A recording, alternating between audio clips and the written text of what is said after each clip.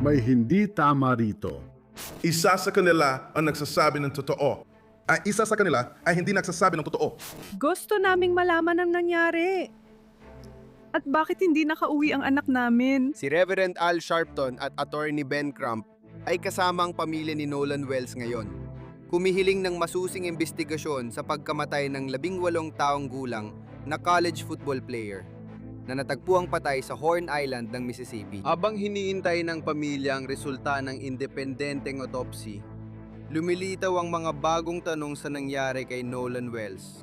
Maligayang pagdating sa sidebar mula sa Law and Crime. Ako si Jesse Webb. Malaking update sa kwento ni Nolan Wells na sinusubaybayan natin. Kakatapos lang ng isang malaking press conference, ito ang kwento ng 18 anyos na football player mula Southwest Mississippi Community College, nagtapos sa Ocean Springs High, na nawala habang namamangka kasamang mga kaibigan sa Horn Island, malapit sa baybayin ng Mississippi noong ika-4 ng Hulyo weekend. Alam natin na malungkot na natagpuan ang kanyang katawan noong Lunes sa isla, inanod sa dalampasigan. Nananawagan ng transparency ang pamilya niya. Nananawagan sila ng masusing investigasyon. Sa katunayan, sinabi ni na Christine at Elmore Wansley sa Good Morning America, GMA, sa isang panayam niyang araw. Gusto lang namin ng katapatan at transparency. Gusto namin ng masusing investigasyon. Gusto namin ng parehong paggalang na ibinibigay sa kahit sino paman. Yun lang. Gusto lang namin ng mga sagot. Kumuha sila ng civil rights attorney na si Ben Crump. May sidebar kami kahapon na nagpapaliwanag kung bakit nila gustong kumuha ng abogado sa panahong ito. Tungkol ito sa pagkuha ng impormasyong kailangan nila. Pag-aaral ng legal na issue para sa demanda, pagpuwersa sa autoridad na maging transparent tungkol sa investigasyon, at pag-utos ng independenteng autopsiya. Sinabi ni Ben Crump na yung linggo sa ABC News Live na dadali ng katawan ni Nolan sa Washington, D.C. para sa independenteng autopsya. Nangyari ito matapos magsagawa ng autopsy ang Mississippi State Medical Examiner. Ngunit sinabi ng ahensya na ilang linggo pa bago lumabas ang resulta dahil sa toxicology tests. Naghihintay pa ng resulta. May isang mahalagang dapat tandaan dito. Ayon sa ulat, naniniwala ang mga otoridad na isa itong malungkot na aksidente, na ito ay isang kaso ng pagkalunod. Ayon sa New York Post, sabi ni John Ledbetter, sheriff ng Jackson County, wala kami impormasyong sa ngayon ay magpapaniwala sa amin na may naganap na krimen. Ayon sa CNN, sinabi ni Bruce Lynn, coroner ng Jackson County, na walang agarang palatandaan ng pisikal na pinsala. Ngunit malaking atensyon ang nakuha ng kwentong ito. Maraming kaisipan at teorya ang lumitaw, lalo na sa mga bagong tuklas. Halimbawa, ayon sa CNN, hindi bumalik si Nolan sa pantalan kasamang mga kaibigan niya noong araw na yon. Hindi maintindihan ng kanyang pamilya kung bakit siya humiwalay sa kanila, na dapat ay sasakay siya ng ibang bangka pabalik. Ngunit hindi niya ginawa. Na si Nolan ay tila wala ang kanyang cellphone sa kanya, at may mga ulat tungkol sa di umano'y alitan noong araw na yon. Alam natin na ang Jackson County Sheriff's Office ay patuloy pa rin nag-iimbestiga sa lahat ng ito. Ayon sa sheriff, tumawag ang kaibigan ni Nolan sa Coast Guard noong Hulyo 4 ng alas 11 ng gabi.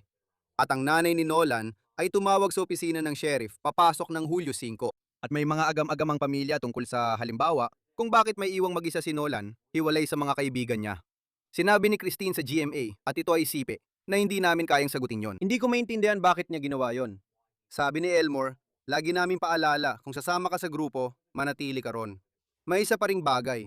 Ayon kay Christine, sinabi niya sa GMA na minonitor nila ang telepono ni Nolan gamit ang Life 360 app at nakuha ito sa tulong ng kanyang mga kaibigan. At sinasabi niya na may ilang mga text at mensahe na nabura. At mukhang particular daw ito tungkol sa Snapchat. Ngayon, isa sa mga bagay na hinahanap at hinihingi raw ng mga autoridad ay ang mga hindi na-edit na larawan at video na kuha noong ika-4 ng Hulyo. Sinabi ni Sheriff Ledbetter sa WDBX-XB, sa ngayon, alam kong mahalaga ang oras, pero gusto ng mga tao ng sagot agad-agad. At sa kasamaang palad, kailangan ng oras para makuha ang tamang impormasyon. Kakailanganin ito ng maraming pagsusumikap. Sa tingin ko, nararapat lang na malaman ng pamilya ang katotohanan at iyon ang dahilan kung bakit kami narito. Para ibigay yun sa kanila at sa publiko. Dagdag pa ni Sheriff Ledbetter, ayon sa WAPT, hinihikayat ko ang sinumang may impormasyon o nandoon sa isla na itala ang lahat ng impormasyong kaya nila para mapagdugtong-dugtong natin ang mga nangyari.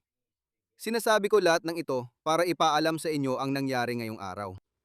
May pamilyang nagluluksa at naghahanap ng mga sagot sa kanilang mga tanong. Ano ang nangyari ngayon? May malaking press conference sa Harlem.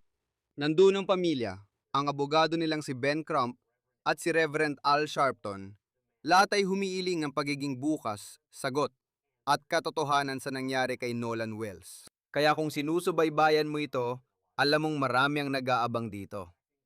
Inaasahan naming i-anunsyo ng pamilya ang resulta ng isinagawang independent autopsy. At muli, ito ay bukod sa medical na pagsusuri ng Estado. Ayon sa mga ulat, inalipad ang katawan ni Nolan sa Washington, D.C. Wala pang resulta ng independent autopsy, bagamat may ulat na baka makuha namin na yon, pero may nakuha kaming iba. Maaring hindi ito ang inaasahan ng lahat, pero si Reverend Al Sharpton ang nagpasimula at diretsong nagsalita. Ang sinabi sa atin ay hindi makatuwiran. At dahil dito, kulang ang tiwala sa mga lokal na otoridad na sa palagay ko ay tila hindi nila nahawakan ng maayos ang direksyon ng kasong ito. Dahil agad-agad bago pa lumipas ang 1 linggo, sinabi na nilang walang ginawang mali. Nang marinig natin na ang binatang ito ay nasangkot sa isang pagtatalo na naitala sa tape, na ang kanyang cellphone at mga susi ay napunta sa isa sa mga taong nandun sa isla at nakatakas. Dumako tayo kay Ben Crump na nagsasabing hindi nagtutugma ang mga kwento tungkol kay Nolan. Ang mga lanta na pagkakasalunga ay talagang kapansin-pansin. Ang katotohanan na, nandyan siya kasama ang mga kaibigan niya at kapag tinignan mo lahat ng mga video, parang siya lang ang itim doon sa isla o baka may isa pa pero hindi marami.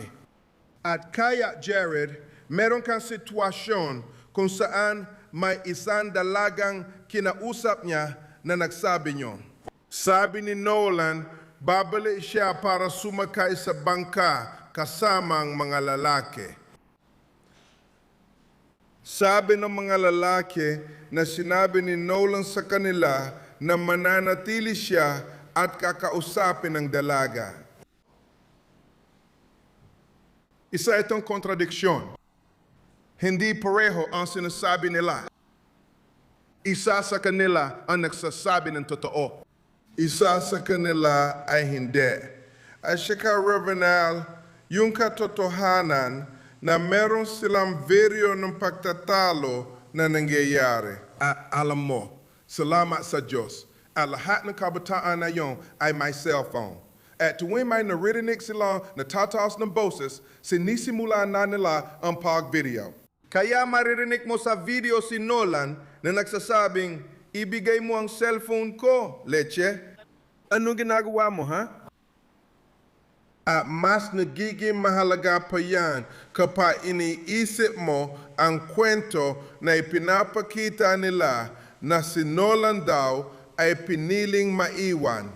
Yan ang sinasabi nila. At may binanggit din siya na mapapaisip ka talaga. Telepono ni Nolan. Telepono niya, hindi niya dadalhin yon kung mananatili siya sa isla. Ibig kong sabihin, pinag-uusapan natin ang isang 18 taong gulang na bata. Anong kabataan ang mag-iiwan ng teleponyo nila kung magtatagal sila sa isla na to? Sino bang kabataan ang di magdadala ng telepono? Kaya parang hindi nagtutugma ang mga detalye. Talaga hindi nakakatugma. Katulad na sinabi ni Reverend Al, alam mo, hindi nila dinala ang teleponyo niya. Ang nanay niya, nang malaman niyang nawawala ang anak niya, nagsimula silang subukang hanapin ang telepono. GPS ang telepono, ginamit nila ang Live 360 at natuklasan nila na, ayon, nasa lupa ang telepono. Nasa lupa ang teleponyo, pero sinasabi mong nawala siya sa isla. Kaya parang hindi makatugma ang detalye. Doon, narinig namin mula kay Christine, nanay ni Nolan, ang kwento ng nangyari nang makuha niya ang teleponyo. Kaya pagdating namin sa bahay, tiningnan talaga namin ng kapatid ko ang cellphone ni Nolan, lalo na ang Snapchat. Kasi sobrang sikat yon sa mga bata. Pagbukas namin ito, wala kaming nakita. Walang nakasave na mga larawan. Walang mga snaps mula sa araw na yon at binuksan namin ito bago mag-expire ang 24 na oras. Kaya nakita naming nakakabahala yon dahil lang. Sasabihin sa'yo ng sinumang nakasama si Nolan sa mga pagtitipon. Kumukuha siya ng video at larawan. Minsan lumalapit pa sa akin habang naghahanda akong matulog. Sabi niya, "Ma, Tara, kunan mo ako ng litrato." Alam mo yon, ganun lang talaga siya, ganyan si Nolan. Kaya sa tingin namin, maaring may mga nabura. Isa ito sa pinakamalalaking tanong. Mahigit 200 tao raw ang nasa isla. Maraming bangka. May nakakita ba ng kahit ano? Itong ideya na kung saan siya nalunod, sigurado akong nakita nyo na lahat ng mga video na kumakalat dyan. Ibig ko sabihin, kung nalunod siya, wala bang nakakita na nalunod siya? Wala bang tumulong? Walang nagtangkang tumulong sa kanya. Ibig ko sabihin, halata naman nakapansin-pansin siya. Sa tingin ko, siya lang ang nag-iisang itim na tao na nakita ko habang pinapanood ko ang mga video. At kung makita mo nalulunod siya, ibig mong sabihin, wala magtatangkang tumulong sa kanya?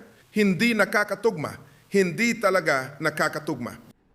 At kaya naman, sa kahilingan ng pamilya, napagawa kami ng isang independenteng autopsy.